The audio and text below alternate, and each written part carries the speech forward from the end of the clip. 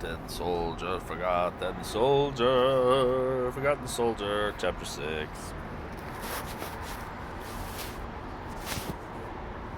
Combat for Belgrade. Page 183. Suddenly I began to shake uncontrollably. Not precisely because of fear, but because at that moment when our mission was about to be accomplished, all the nervousness and anxiety which I'd been able to master until then burst out in violent spasms. I tried shifting my weight, but nothing did any good. I managed to open the magazine and nervously slipped the first belt into the breech of the gun, which the veteran had opened for me and left partly open to prevent the sound of its clicking shut. Far to our left, the dance had already begun. A dance which would surely have inspired Saint Saïd, and which lasted for days. A moment later, among the German troops we were watching, someone must have pulled a wire attached to a string of mines. Our immediate surroundings, the Russian position, the bodies of Grumpers and his adversaries, our little hill, and all our hearts were shaken by a series of thunderous explosions. For a moment we thought that the whole mass of creeping soldiers we had just seen the minute before had been blown to pieces. Everywhere among the Hitler youth, the young men, for it was they who had been crawling toward us, young men were jumping up and trying to rush through the tangles of barbed wire. Hals had just opened fire. The veteran slammed our gun shut and fitted it into the hollow of his shoulder. "Fire!" shouted the non-com. "Wipe them out!" The Russians ran to take their places. The string of 7.7 cartridges slid through my hands with brutal rapidity while the noise of the gun burst against my eardrums. I could see what was happening only with the greatest difficulty. The Spandau machine gun was shuddering and jumping on its legs and shaking the veteran, who kept trying to steady himself. Its percussive bark put a final touch on the vast din which had broken out. Through the vibrations of smoke, we were able to observe the horrible impact of our projectiles on the lost mass of red soldiers in the trench in front of us. Day broke over the frenzied scene, and the sky slowly lightened. From far behind us, German artillery was roaring through every tube, pounding the enemy's secondary positions. The Russians, taken by surprise, were attempting a desperate defense, but from every side the Chungenlohen were surging out of the darkness, breaking like waves over their entrenchments and pulverizing both men and materiel. An overwhelming din engulfed the plain, which rang with the sound of thousands of explosions. Ahead of us and far to the right, we were bombarding a town of considerable size.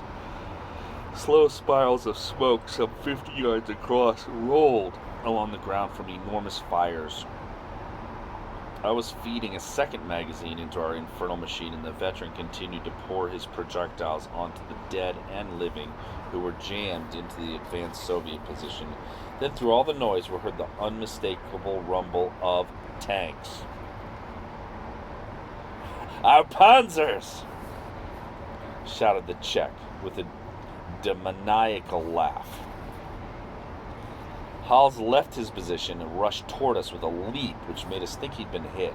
He and Lindbergh had run just in time. A second later, a huge tank rolled over the ground they had just occupied, crushing the barbed wire beneath its treads. The churned-up earth continued to shake with the explosion of mines, which here and there immobilized a heavy armored vehicle or tossed a lancer some 15 yards.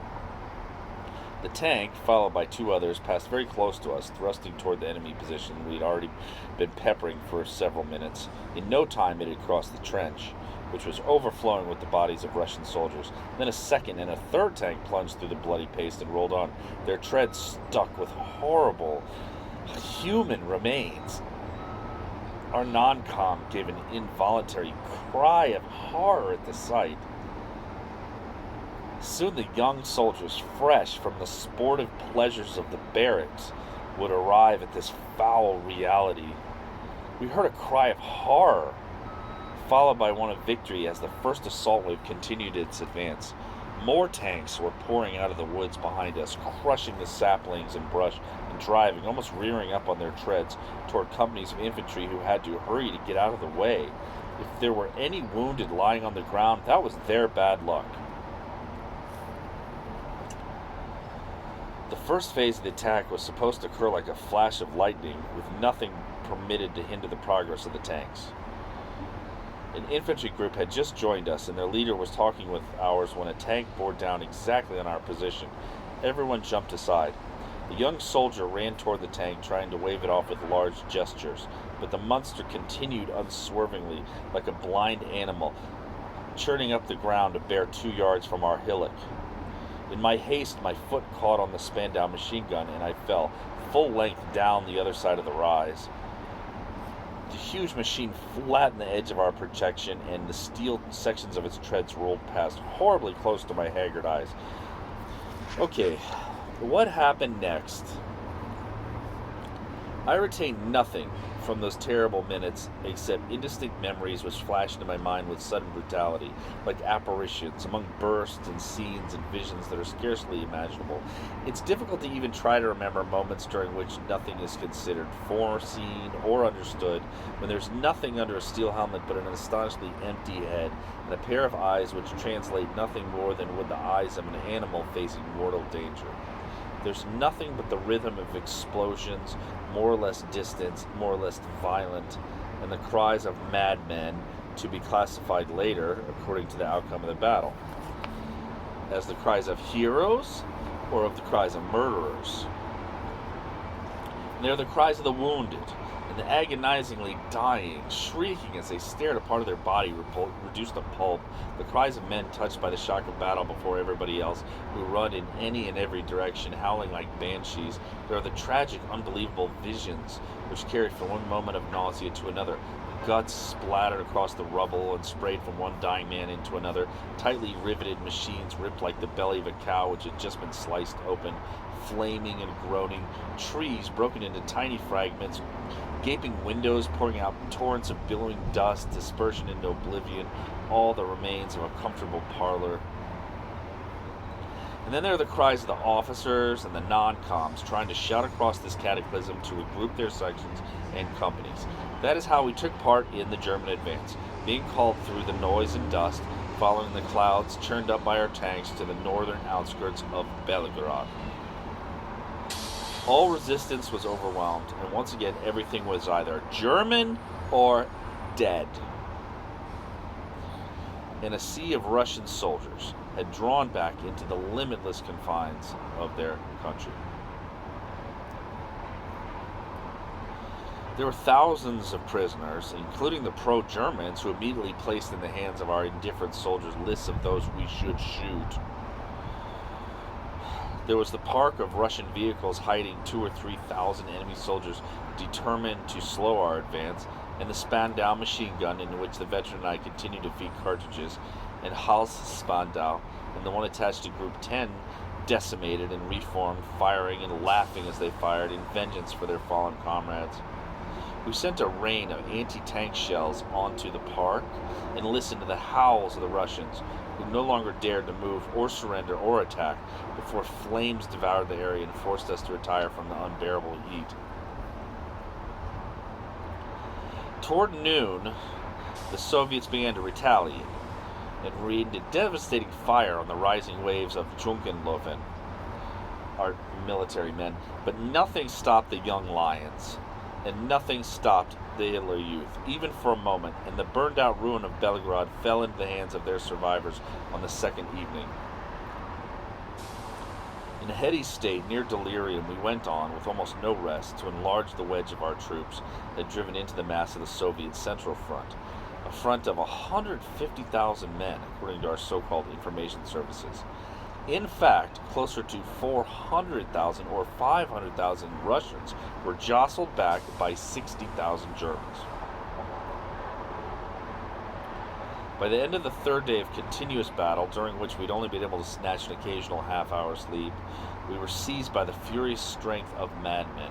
Our group had lost both the Czech and the sergeant, and as they lay either dead or wounded among the ruins, 2 grenadiers who had lost their units joined us. We were now split into 3 groups, including the 11th, of which Hohenstein was still alive, and the 17th, which had rejoined us, jointly commanded by a lieutenant. We'd been ordered to reduce the pockets of resistance in the ashes of a suburb called Deptreoka, if I remember correctly, enclaves which continued to defend themselves, although they had been left behind by the retreating Soviet forces. Our faces streaked with dust and filth and sweat and stared across the ruined, apocalyptic landscape through which we were advancing, more interested in quiet corners for a few minutes of sleep than in Russian strays. Explosions from the forefront of our advance were continually shaking the air around us and compressed our weakened lungs. No one spoke, except for an occasion "Halt!" or "Achtung!" which threw us down onto the burning ground. We were so exhausted that we stood up only when our fire had subdued the isolated and hopeless resistance from some entrenched hole. Sometimes one or two prisoners might emerge from their hideout with their hands in the air, and each time the same tragedy repeated itself. Kraus killed 4 of them on the lieutenant's orders, the Sudeten 2, Group 17 9, young Lindbergh, who had been in a state of panic ever since the beginning of the offensive and who had been either weeping in terror or laughing in hope, took Krause's machine gun and shoved 2 Bolsheviks into a shell hole.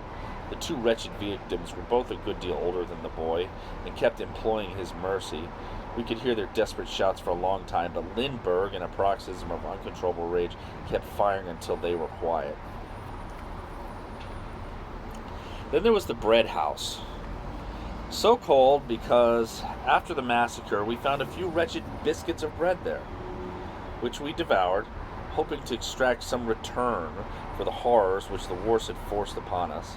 We were mad with harassment and exhaustion, running on our nerves. We were stretched to the utmost, which alone made it possible to respond to the endless succession of crises and alerts. We were forbidden to take prisoners until our return trip. We knew that the Russians didn't take any, and although we longed for sleep, we knew that we had to stay awake as long as there were any Bolsheviks in our sector. It was either them or us, which is why my friend Hals and I threw grenades into the bread house at some Russians who were trying to wave a white flag. When we reached the end of our sweep, we collapsed at the bottom of a large crater and stared at each other for a long time in dazed silence. None of us could speak. Our uniforms were unbuttoned, torn, or so permeated with dust they were the color of the ground. The air still roared and shook and smelled of burning. 4 more of our men had been killed, and we were dragging along 5 or 6 wounded, one of them Ollensheim. There were about 20 of us huddled in that huge hole, trying to put our thoughts into some kind of order. But our stupefied eyes continued to wander vacantly over the burned landscape, and our heads remained empty.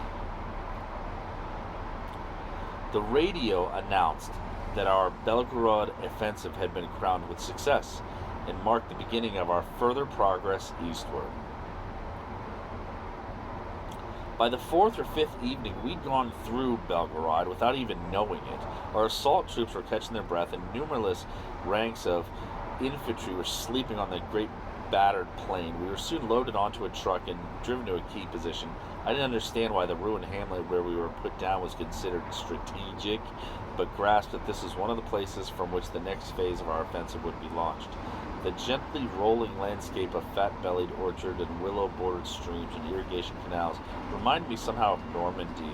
It's occupied either by lines of defense or by rallying points for our assault troops.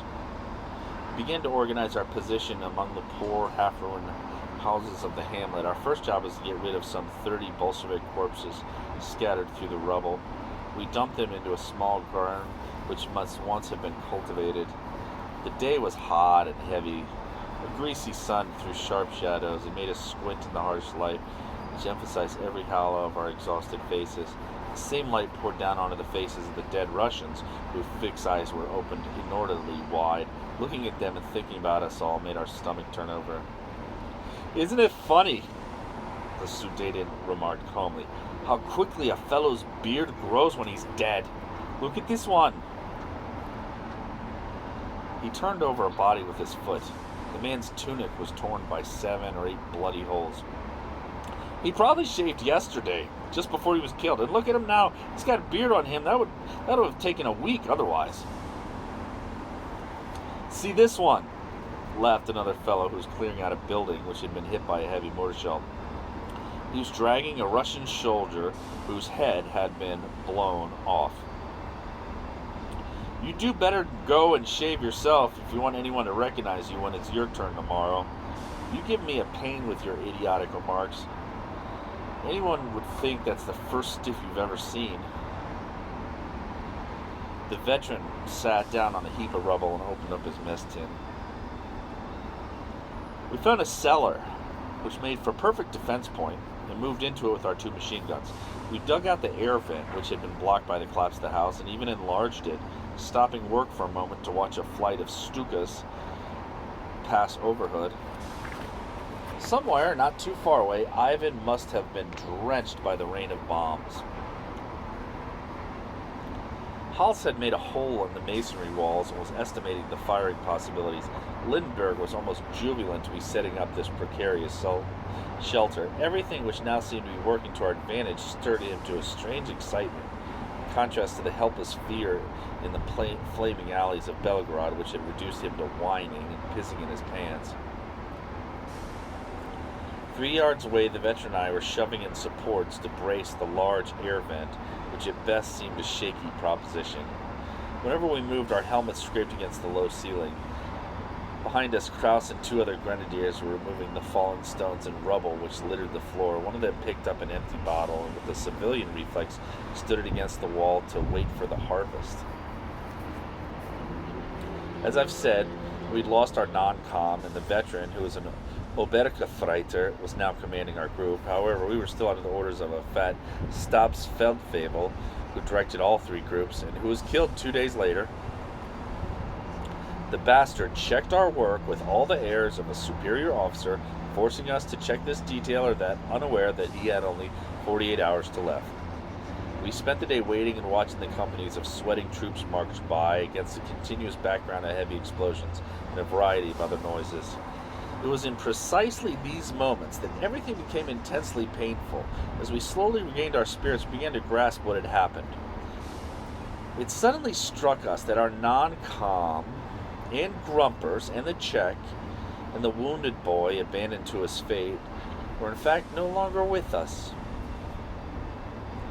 We tried to blot out the memory of that Russian trench we had machine-gunned, and the tanks driving heavily over that moving mass of human flesh, and Debtreoka with its piles of Bolshevik corpses, and the hammering of enemy artillery on the narrow streets crammed with Hitler youth, all the appalling, inexplicable details. We suddenly felt gripped by something horrible, which made our skins crawl and our hair stand on end.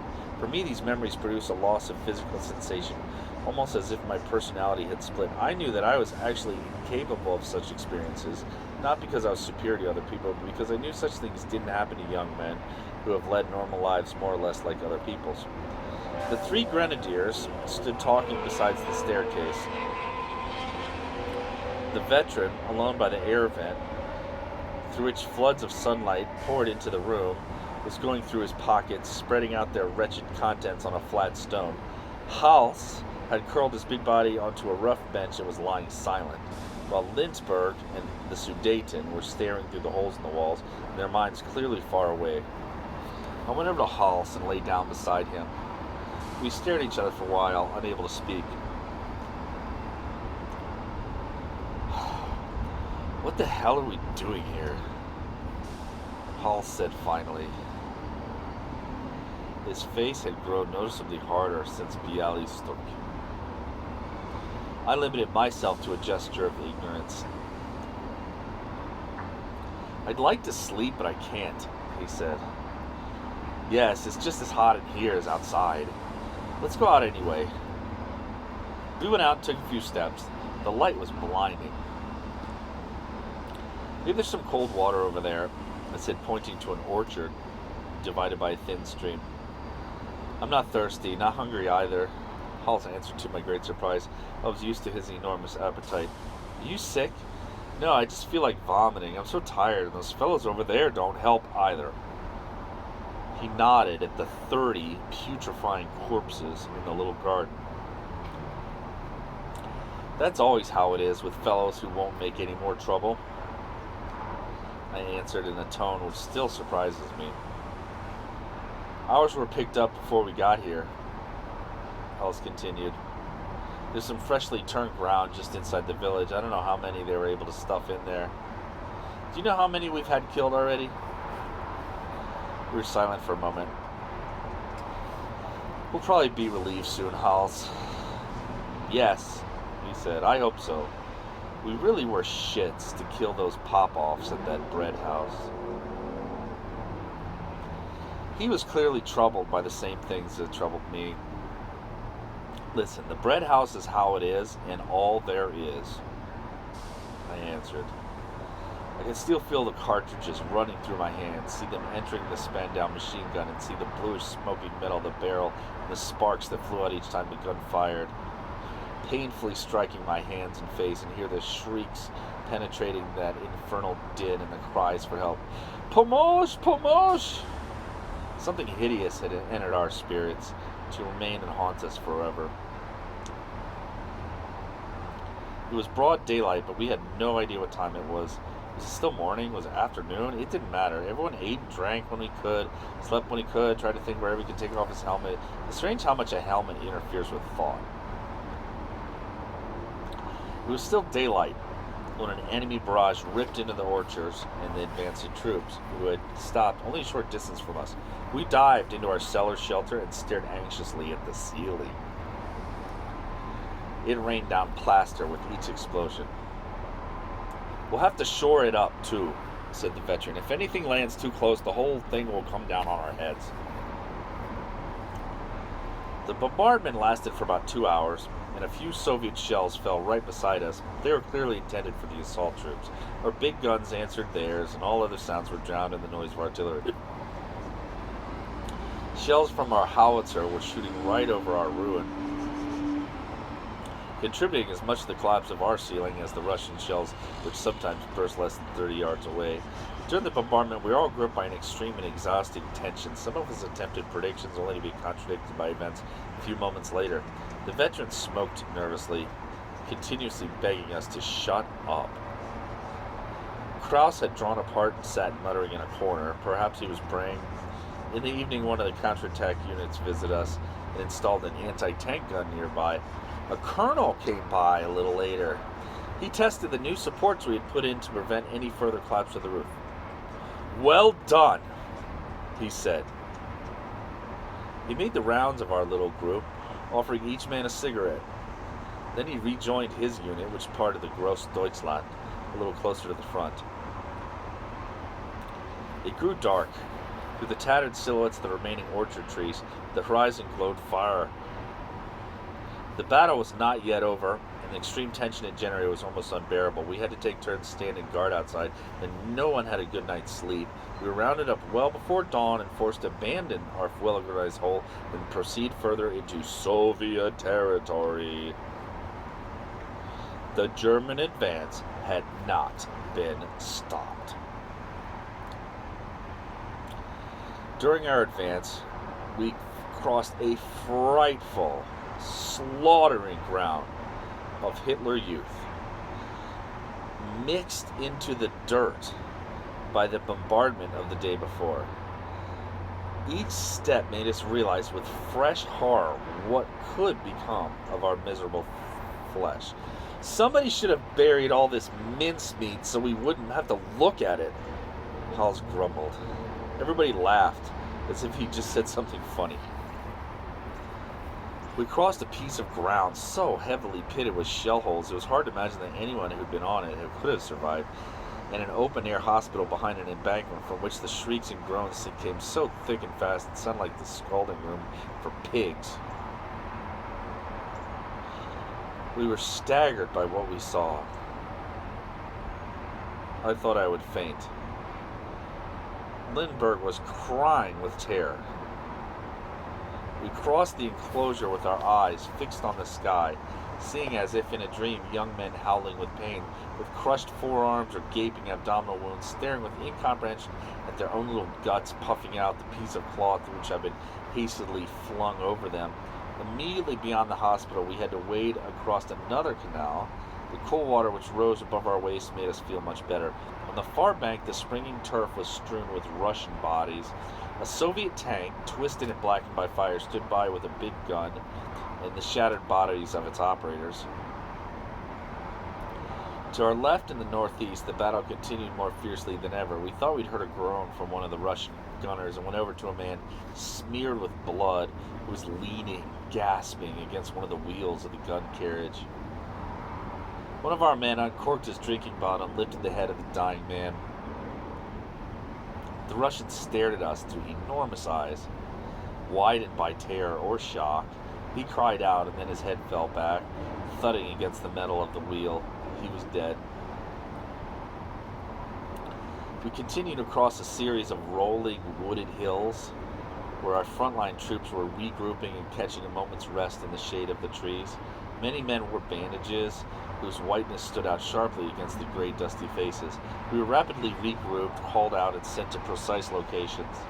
The 2 grenadiers who had joined us were sent somewhere else, while our 8th group was completed by a new pair of strays. Unfortunately, the Stabsfeldwebel, who I've mentioned before and who had only one more day to live, was made the leader of our group. We were swiftly attached to an armored section which transported us on the backs of the machines to the edge of an enormous plateau which seemed to stretch into infinity. We jumped off the backs of the moving panzers to join a group of soldiers lying flat at the bottom of a shallow trench. Already several 50mm rounds fired directly at us by enemy artillery had brought it home to us that we were in the front line. The tanks turned back and vanished under the trees some 50 yards behind us. We plunged down besides the fellows who were already there, who seemed none too cheerful. The Russian fire followed the tanks and was lost in the brush. Our idiot Stabsfeldwebel was already feeling uneasy about the distractions of the neighborhood and was discussing them with a very young lieutenant. Then the young officer waved to his men, who followed him toward the woods, running and bent nearly double. The Popoffs, who must have been watching, sent over 5 or 6 rounds aimed directly at him. Some of their bullets landed very close to us. Once again, we were alone, 9 of us in a hole, facing the Soviet lines. The sun was directly above us. "Get cracking on that hole now," shouted the Stabsfeldwebel in a perfect parade ground voice. We began to turn over the dusty Ukrainian soil with short pick spades. We barely had time to speak. The heat of the sun was crushing and increased our lassitude. "We'll probably die of exhaustion before anything else has the chance to get us," Hal said. "I give up. My head is killing me," I answered with a sigh. But our bastard Stabs kept after us, staring anxiously out over the grassless plain, which stretched into the distance as far as the eye could see. We had just finished setting up our 2 Spandau machine guns when the noise of tanks rolling over the bush behind us made us shudder. On that magnificent summer afternoon, German tanks were once again leaving the shade and driving toward the east. From behind them, entire regiments bent double past us, vanished into a wall of dust which hid them from view. About 5 minutes later, the Russians began a bombardment of unprecedented ferocity. Everything began opaque, and the sun vanished from our eyes, which had become enormous with fright. The storm cloud of dust was relieved only by the continuous red flashes shooting up against the darker masses of trees 80 or 100 yards away. The earth shook harder than I'd yet felt it do, and the brush behind us burst into flame. Screams of fear froze in our constricted throats. Everything seemed displaced. The air all around us was filled with flying clods, mixed with fragments of metal and fire. Kraus and one of the newcomers were buried in a landslide before they even knew what had happened to them. I threw myself into the deepest corner of our hole and stared uncomprehendingly at the stream of earth flooding toward our shelter. I began to howl like a madman. Hals pressed his filthy head against mine, and our helmets clattered together like 2 Mezdins. Hal's face was transfigured by terror. It's the end. It's the end," he gasped. His words were broken up by the explosions, which took away all of our breath. Overwhelmed by horror, I could only agree. Suddenly, a human figure crashed into our hole. We both trembled with desperation and fright. Then a second human shape joined the first in a great leap. This time our huge eyes took in that these were two of our own men. One of the newcomers shouted to us through this frantic gasp of breath, "My whole company was wiped out. It's terrible."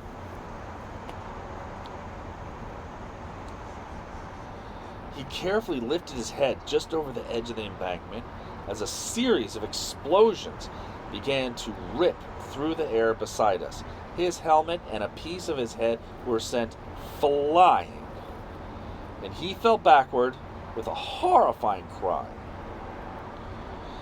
His shattered skull crashed into Hal's hands, and we were splattered with blood and fragments of flesh. Hal threw the revolting cadaver as far as he could and buried his face in the dirt. The explosions had become so violent that we felt the ground all around us must be shifting. Outside our hole on the torn and ravaged plain, we could hear an engine roaring out of control. Then there was another explosion, more violent than all the others, and an enormous flash of light swept the edge of our trench. Our two spandals fell back on top of us in a wave of loose earth. Those who weren't struck dumb or with fright howled like madmen. "We're finished! Mama, it's me! No, we'll be buried alive! Help!" But nothing we said could put an end to this hell, which seemed to go on forever. About 30 soldiers on the run plunged in with us. We were kicked and shoved without mercy as everyone tried to burrow down as deeply as possible. Whoever was left on top was finished. The earth all around us was pocked with thousands of shell holes, and from each of those we could hear the sounds of fleeing soldiers looking for refuge. But the cruel Russian soil was torn by fresh salvos, and those who thought they'd been saved continued to die. We heard the roar of airplane engines, and cheers for the Luftwaffe rose from thousands of desperate men. The bombardment continued for a few more seconds and then decreased dramatically. The officers who were still alive blew their whistles for retreat, and the men packed into our hole poured out like rabbits chased by a ferret. We were about to follow when our Stabsfeld Fable, who hadn't yet been killed, shouted loudly after us, "Not you! We're here to stop a Russian counter-offensive. Get your guns ready to fire." 6 Hitler Youth cadavers were lying on the bottom of the trench, which had completely changed shape. To the left, one was caved in, and Krause's boots were sticking out of 2 cubic yards of gray dirt. The other grenadier had been completely buried. With the help of the veteran, whose face was streaming with blood, we were able to get the FN machine gun back into place. The plane, which had been altered beyond recognition, was scarred with holes and lumps as if giant moles had been at work. Wherever one looked, there was smoke and flame and scattering of motionless bodies. In the distance, through spirals of dust and smoke, we could see geysers of fire from the bombs, which our Me-110s were dropping on the Russian artillery. It looked as though our airplanes had hit a few of their ammunition dumps. The shock waves from those explosions engulfed the earth and sky in an extraordinary intensity of light and displacement of air. "Those bastards!" shouted the Ober. "Now they'll get what they deserve." That's the top of 194.